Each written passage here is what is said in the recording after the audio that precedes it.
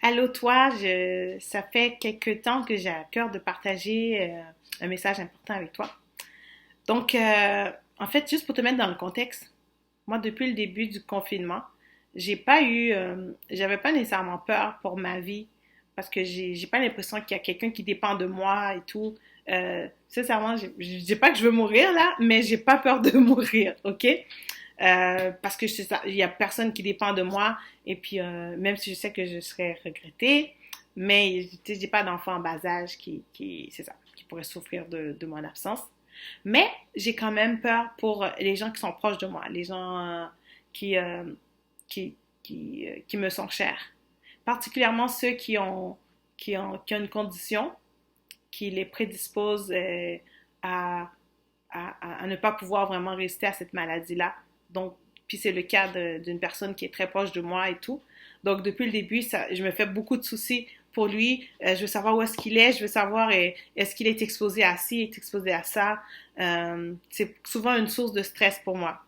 Et la semaine passée, alors que je lisais dans la Bible, je suis tombée sur ce verset qui se trouve dans Psaume 139, verset euh, c'est le verset, en fait, 14 et 16, que je pourrais dire.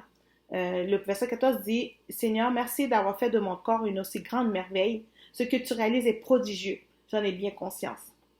Alors que le verset 16 va dire, quand j'y étais encore informe, tu me voyais.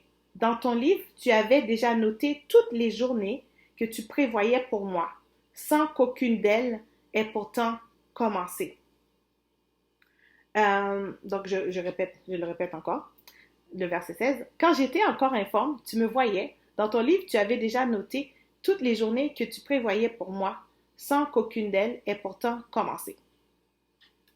Dans le fond, ce que ce verset dit, c'est que, alors que, ben, on était encore un fœtus, on était encore une petite boule, un petit poids dans le sein dans le ventre de notre mère, Dieu avait déjà vu toutes les journées qui nous étaient accordées.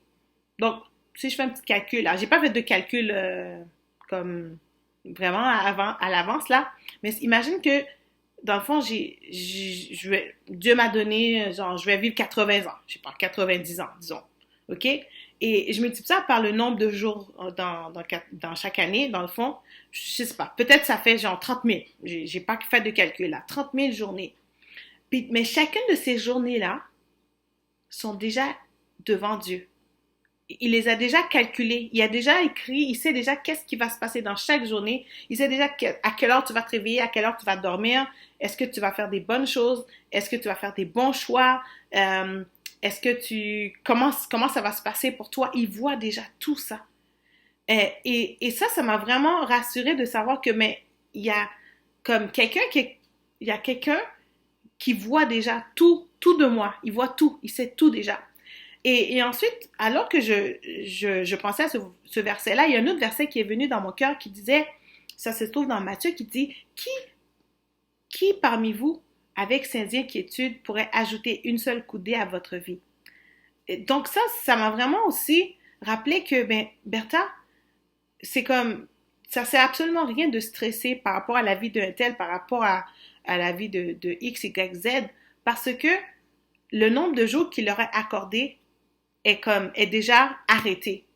Et tu peux pas changer quelque chose à ça. Tu peux pas genre ajouter un peu plus dans leur vie ou retirer un peu plus de leur vie parce que tu te fais du souci.